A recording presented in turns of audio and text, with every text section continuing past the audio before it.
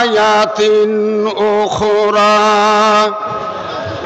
ফি শানি হাবিবি ইন্নাল্লাহা ওয়া মালাইকাতাহু ইউসাল্লুনা আলান নাবি ইয়া আইয়ুহাল্লাযীনা আমানু সাল্লু আলাইহি ওয়া সাল্লিমু তাসলিমা। সকলে পড়েন। বালাগাল উলা বিকামালিহি কাশাফাদ দুজা বিজামালি হাসনাত জামিউ খিসালিহি সাল্লু আলাইহি ওয়া আলিহি। ঋতুর প্রভাব মানে নাই পাখি, মুক্ত কণ্ঠ স্বাধীন প্রাণ। ঋতুর প্রভাব মানে নাই পাখি, মুক্ত কণ্ঠ স্বাধীন প্রাণ। সুদিন আবার আসিত ফিরিয়া, কেহ যদি তার শুনিত গান। বালাগাল উলা বিকামালিহি কাশাফাদ দুজা বিজামালি হাসনাত জামিউ খিসালিহি সাল্লু আলাইহি ওয়া আলিহি। আজকের এই আয়োজিত বিশাল আয়োজনের সম্মানিত সভাপতি, বিভিন্ন স্তরের আমন্ত্রিত মেহমানবৃন্দ, বিভিন্ন এলাকার থেকে জীবনের গুরুত্বপূর্ণ সময়গুলিকে কোরবানি দিয়ে আল্লাহ তাআলার আখেরি কালাম কোরআনুল কারীম শোনার সক্রিয় মানসিকতা নিয়ে বিভিন্ন অঞ্চল থেকে আগত আল্লাহ তাআলার গোলাম, এ বিশ্বের সচেতন মানুষ, মুসলিম মিল্লাতের আমার প্রিয় ভাইয়েরা, আসসালামু আলাইকুম ওয়া রাহমাতুল্লাহি ওয়া বারাকাতুহু। মহান আল্লাহ তাআলার দরবারে আমরা বিনীত শুকরিয়া জ্ঞাপন করছি যে মহান মনিব আমাদেরকে আজকের এই গুরুত্বপূর্ণ আয়োজনে আসার জন্য, বসার জন্য এবং আমাদের জীবনের চূড়ান্ত পুঁজি সংগ্রহ করার জন্য যে মহান মনিব আমাদেরকে তৌফিক দিলেন, সাধ্য দিলেন, শক্তি দিলেন, ক্ষমতা দিলেন, সে মহান মনিবের দরবারে বিনীত শুকরিয়া সকলে পড়ছি আলহামদুলিল্লাহ। সালাত এবং সালাম সেই নন্দিত মানুষের জন্য যিনি পৃথিবীতে আগমন করার জন্য, আগমন করার প্রেক্ষিতে শোষিত বঞ্চিত মানুষগুলি যেটা চূড়ান্ত ভালো ঠিকানা পেয়ে গেল, যিনি ছিলেন শোষিত বঞ্চিত এবং নিগৃহীত মানুষের আশ্রয়স্থল এবং বিভিন্ন পর্যায়ের অবহেলিত মানুষদের জন্য চূড়ান্ত ইহকালীন এবং পরকালীন ঠিকানা, যার পদাঙ্ক অনুসরণ করার মধ্য দিয়া শত বৎসরের জরাজীর্ণ কাফের মুশরিকরা পর্যন্ত আল্লাহ তাআলার জান্নাতের ঠিকানা পেয়ে গেল এবং এ দুনিয়ায় সত্যিকার অর্থে মানুষ হবার গৌরব অর্জন করলো যে মানুষটিকে দেখে সেই মানুষটির প্রতি সালাত এবং সালাম পেশের লক্ষ্যে আমরা সকলে উচ্চারণ করি সাল্লাল্লাহু আলাইহি ওয়াসাল্লাম। সম্মানিত ভাই সব, এটা নিঃসন্দেহে কোরআনুল কারিমের আলোচনা মাহফিল, বলেন ঠিক কিনা? এই জায়গাতে কোনো আলোচনা হবে না, এ জায়গায় একমাত্র আলোচনা হবে আল্লাহ তাআলার আখেরি কালাম, আল্লাহর মুনাজ্জাল কালামের আলোচনা হবে, বলেন ঠিক কিনা? এ কোরআন পৃথিবীতে এসেছে মানুষের ভাগ্যের পরিবর্তন করার জন্য, বলেন ঠিক কিনা? অথচ এ কোরআন আমাদের মাঝে আছে কিনা বর্তমান, বলেন? আমাদের প্রত্যেকটা মানুষের ঘর যদি আমরা তল্লাশি চালাই, জরিপ চালাই, অ্যাসেসমেন্ট চালাই, দেখা যাবে এমন কোনো বাড়িতে একটি কোরআনুল কারিমের কপি নাই, বলেন ঠিক কিনা? সম্মানিত ভাই সব, আপনারা ধৈর্য হারিয়েছেন, একটা অনুমান করা গেল, বলেন ঠিক কিনা? সঙ্গত কারণেই কিছু বিচ্ছিন্ন অবস্থা সৃষ্টি হয়ে যায়, এটা কেউ চায় না ভাই। যে কারণে আমি নিজে ফোন করেছিলাম, এই জেনে ওনাদেরকে পরিবহন করার জন্য যে গাড়ি গেছে ড্রাইভারকে আমি ফোন করেছি, ওনারা মানে উলিপুরের মিনাবাজার থেকে বেশ কিছুক্ষণ আগেই এদিকে আগমন করতেছেন, আসতেছেন। এইটুকু রাস্তা আসতে যতটুকু সময়, আপনারা এতটুকু ধৈর্য নেবেন তো ইনশাল্লাহ। আমি মহাগ্রন্থ আল কোরআনুল কারিমের একখানা আয়াত তেলাওয়াত করেছি। কোরআনুল কারিমটা মূলত আমাদের পরিচয় থাকা দরকার। এটা কি? এটা হলো রাজনৈতিক কিতাব, বলেন কিসের কিতাব? বলেন কি কিতাব? রাজনৈতিক কিতাব। এটা এমন একটা সময়ের মধ্যে আল্লাহ তাআলা নাজিল করেছেন যে সময়ে প্রতিষ্ঠিত একটা গভর্নমেন্ট এ পৃথিবীর শাসন করতেছিল। ওই মক্কা এবং মদিনা, তিহামা অঞ্চল, হিজাজ অঞ্চলের ভিতরে একটা প্রতিষ্ঠিত গভর্নমেন্ট ছিল। এরা ছিল অবিচারক, এ সমস্ত লোকেরা ছিল অনৈতিক, এ সমস্ত লোকেরা ছিল অবিবেচক। অথচ রাষ্ট্রীয় ক্ষমতা ছিল তাদের হাতে। রাষ্ট্রীয় ক্ষমতার একটা অর্থ হলো যার আওতায় মানুষেরা শান্তি পাবে। রাষ্ট্র ক্ষমতার নাম কি? শান্তির আধার। বলেন রাষ্ট্র ক্ষমতার নাম কি? শান্তির আধার। যেখানে রাষ্ট্র ক্ষমতা আছে সেখানকার মানুষেরা স্ব অবস্থান থেকে একটা শান্তির অন্বেষায় বিচরণ করবে এবং সেখানে শান্তি পাবে, বলেন ঠিক কিনা?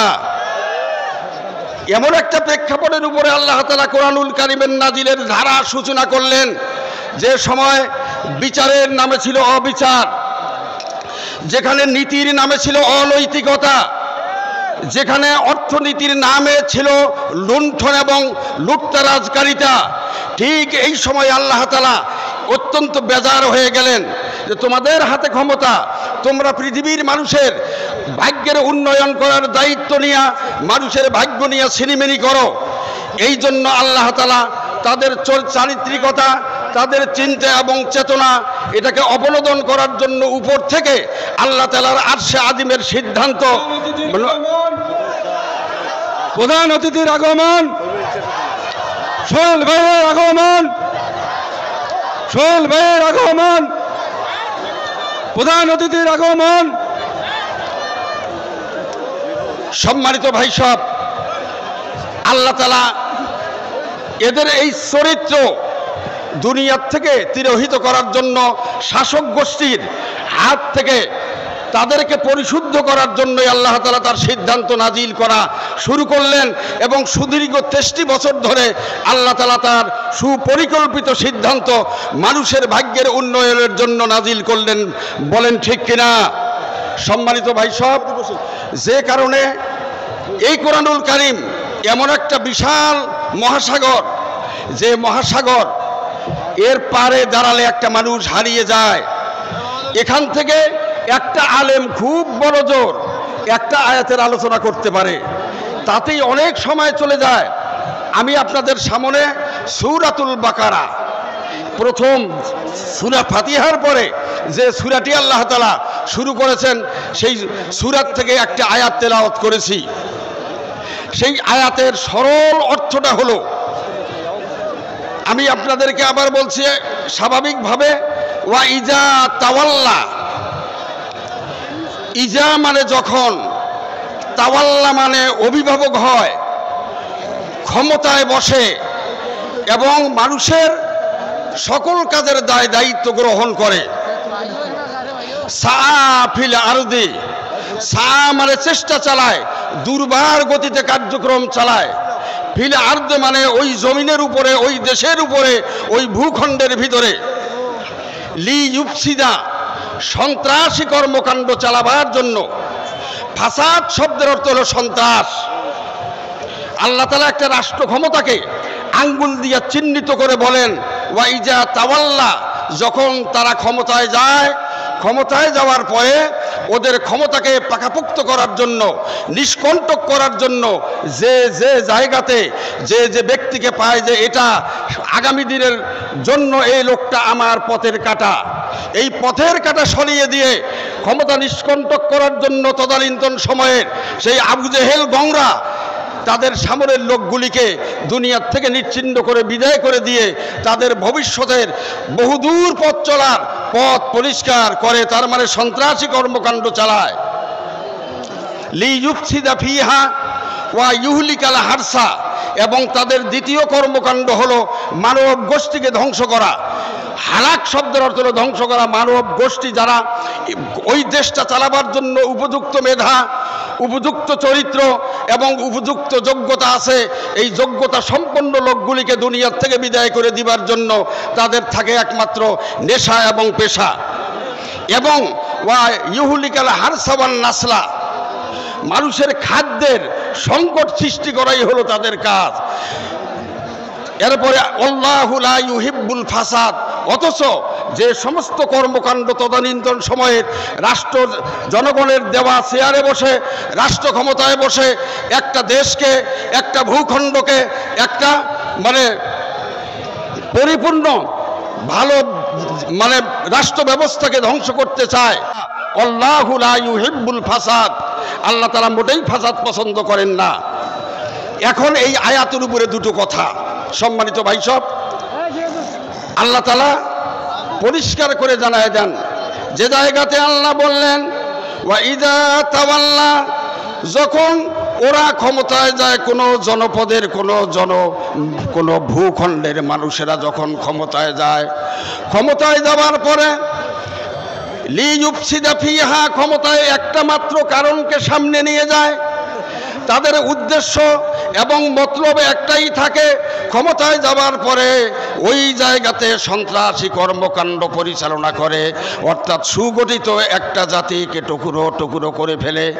মানুষ যেন একত্রিত এবং ইউনাইটেড না থাকতে পারে, সেজন্য যত প্রকারের কলা কৌশল তারা করেছিল। সম্মানিত ভাই সব, যে কারণে আল্লাহ নাজিল করেছেন একটা প্রেক্ষাপটের উপরে, এমন প্রেক্ষাপট প্রতি যুগে যুগে কালে কালে হতে পারে, যে কারণে আমরা ১৫০০ বছর পরে আমাদের এই সুজলা সুফলা ভূমিতে এই কোরআনুল কারীমের একটা প্রতিধ্বনি এবং একটা প্রতি নকশা দেখতে পেলাম, যেখানে সেই আরবে আবু জেহেলরা যে রাজত্ব কায়েম করেছিল, এরপরে বিশ্ব নবীজির জন্মের প্রায় ৪৬ অর্থাৎ ৪০০০ বছর পূর্বে যে ফেরাউন যে রাজত্ব কায়েম করেছিল, সেই রাজত্বের প্রতিধ্বনি আমরা স্বচক্ষে দেখলাম।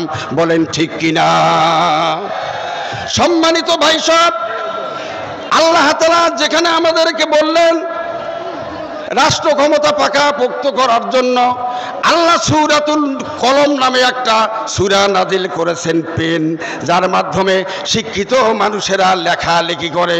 তারপরে ছেলেমেয়েরা লেখাপড়া করতে গিয়া কাগজের উপরে যে যন্ত্র দিয়া অঙ্কন করে লেখে, তার নাম তো আমরা বলি কলম। বলেন ঠিক কিনা? সেই কলমের নামেই আল্লাহ একখানা পরিপূর্ণ সূরা নাজিল করেছেন। আল্লাহ তাআলা এই কলম নামক সূরার ভিতরে আল্লাহ তাআলা বলে দেন যে এক শ্রেণীর মানুষেরা সেই সময়ে ছিল আরবে। আল্লাহ তাআলা ওই মানুষগুলির পরিচয় আমাদের এই সবার শেষ এই ২০২৪, ২৫, ২৬ সালের এবং অনাগত তার পরবর্তী মানুষগুলোকে বোঝার জন্য আল্লাহ অগ্রিম আমাদেরকে হুঁশে আসার জন্য, আমাদের চিন্তা চেতনা এবং সিদ্ধান্ত নেওয়ার জন্য আল্লাহ সেই কোরআন নাজিল করে জানায় দিলেন। আল্লাহ বলেন, ফালা তুতি কুল্লা হাল্লাফিম মুহিন মান্না ইল্লিল খাইরি ফালা তুতি কুল্লা হাল্লাফিম মুহিন।